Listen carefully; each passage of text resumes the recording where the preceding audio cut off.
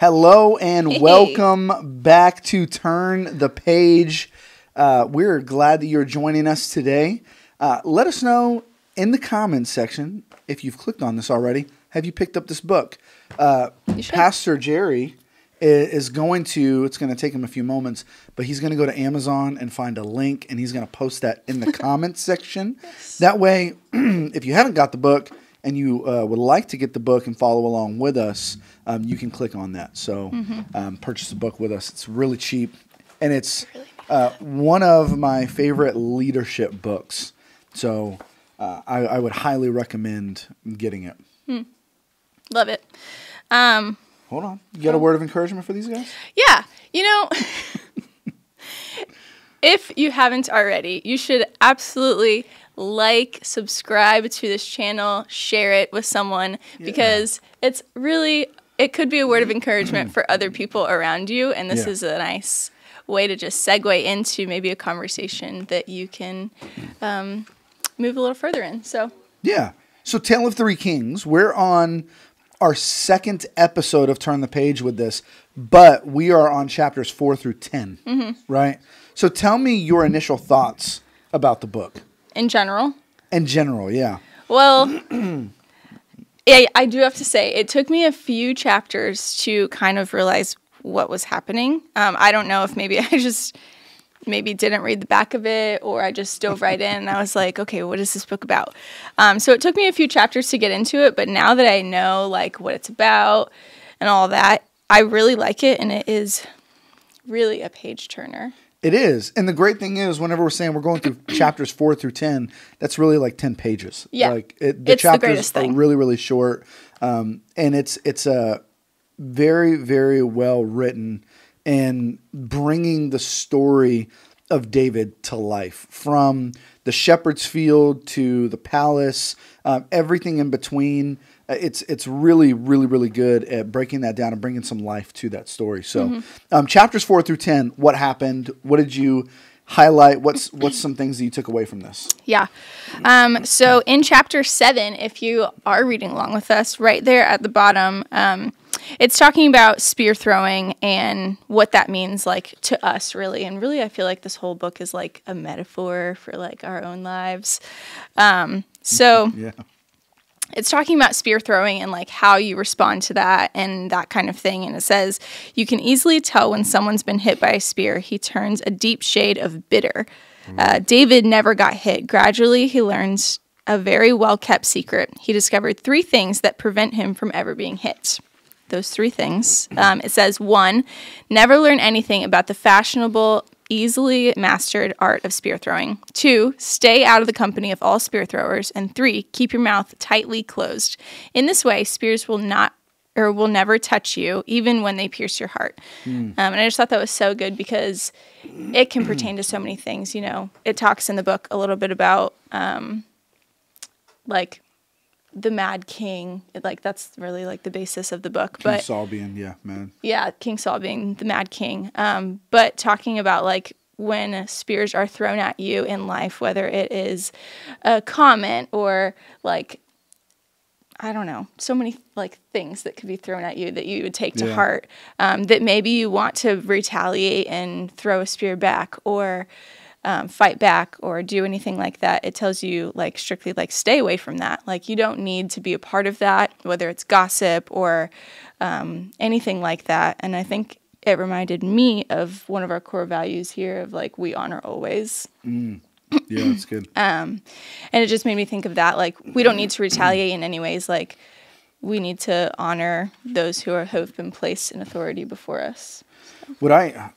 What I really take away from this, and I mean, it is, if you're following along in the book, it's about the authority that is over David. Like this is laid out in a way like when basically your boss, or who God has placed in your life that has authority over you, is throwing spears.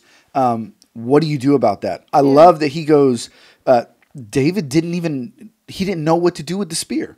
Yeah. Like, and he goes, well, most people, just a common, normal reaction, they know exactly what to do with the spear. They pick it up right out of the wall where it wedged and missed, and they turn around and they throw it back. But it's like they're saying David, obviously he knew what to do with a spear, but the point was that he didn't take the offense and then cause a retaliation. And I think it's really interesting too to note, like, where did it come from that Saul was throwing spears to begin with? Like, it wasn't just that, like, oh, I hate you and I'm going to throw spears at you. There was a deep root of insecurity, of fear that, like, this young guy is going to take over my position. He's going to, and so understanding, like, the root cause of, like, why are people throwing spears at you, that you're going to take, that you can very rationally, you could take offense to. It's not about you. It's about them. It's about the insecurity, the hurt, the pride, whatever it is in their life that's causing them to throw these spears. And I love that. What was the 3 things that David learned? Don't learn anything about it. Don't about learn the spear anything throwing. about retaliating. Stay out of the company of it, and then just keep your mouth shut. Stay out of the company of it. How many times do we find ourselves wrapped up in conversations about other people? Do you know so-and-so? Can you believe what they said, what they did? Can you believe? Like, and that is an easy, almost fun conversation sometimes to get into. Like, talking bad about someone who has brought an offense to you. It's easy to do that. But what the book is saying about David, like, he didn't stay in the company of people that would talk about throwing spears. Even we see, if you read through his story, how many times David had the opportunity to kill King Saul. And instead of killing him, he let him know, hey, I had every freedom and opportunity to do this, and I didn't, because I'm not throwing spears at you, man. Like, I believe God has anointed you and placed you in the position that you're in. And so he even went so far as to protect King Saul and win. Well, I guess we'll get there in the book, but just leave a little cliffhanger. Yeah, I like that you talked about, like, it was God, like, placed the authority, because right at the beginning of chapter 8 on page 21, it says, my king is mad, at least so I perceive him. What can I do?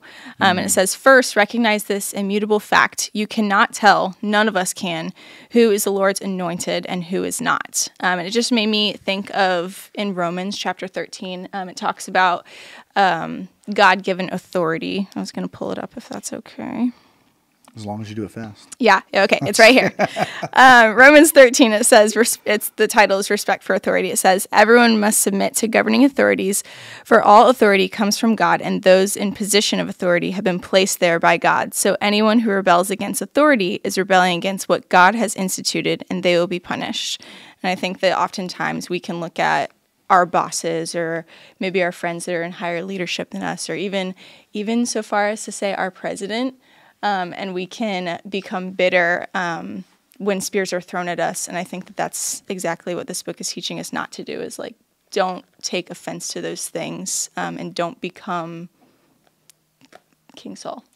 And this goes so deep, right? Because I also take from this that God is using King Saul to do something very important in David's life. Right? Like, even though he had gotten to the point where he was no longer a godly man, he wasn't operating as a godly king, God still used him to do something very important in David's life. And one of the things that it said, like on the last page of chapter 3, and I know that that's previous, but it says, God did not have, but wanted very much to have, men and women who would live in pain. God wanted a broken vessel. God used Saul to break King David. We have to go through, it's not a fun or easy process to learn to go, hey, I'm going to take the offense that I'm receiving from maybe my authority. I'm going to take the offense that I'm receiving from people around me, and I'm going to submit that to God. I'm going to choose to not pick back up the spear and throw it. I'm going to choose to not get around people and talk about spear throwing. I'm going to choose to surrender that to the Lord, because it's a broken vessel that is able to do that, and in turn, in a humble way, serve God with their life, right? Yeah. So God even used King Saul to do something incredibly valuable. And that's something I saw in these chapters. I thought was really good. Yeah. Yeah.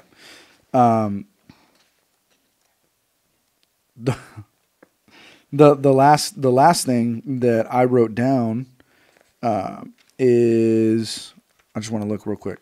The last thing that I wrote down was about in chapter 7, where it says, unlike anyone else in spear throwing, David did not know what to do with a spear was thrown at him. We already talked about that. But I thought about a story that I heard a long time ago about this young boy that was outside. He went to work with his father, and his father said, "Hey, just go and play outside, while I'm doing this meeting or whatever." Well, the little boy, while he was outside, he went and was like grabbing all these different pieces and items, and he took these things and he crafted this really ridiculous looking little contraption. And he was like, "Dad, I made this for you." And his dad's like, "Okay, cool." Like, I mean, it had like a old used cap to a bottle, and it was like a little piece of PVC pipe, and like just these random things like put together. And he was like, "I made this for you." Well, years and years and years later, the boy, who had now become a young man, he went to his father's work again, and they were going to go to lunch. And while the son was waiting for his father to finish up a meeting, he was walking around in his office, and he saw on one of his shelves that little contraption that he created so many years ago. And he was like, "Dad, what the heck? Like, you kept this?" And he's like, "Yeah." And he goes, "Well, why did you do that?" And he goes, "Because you made it for me." And the moral of that story was that the way that you treat the creation reflects the way that you feel about the Creator.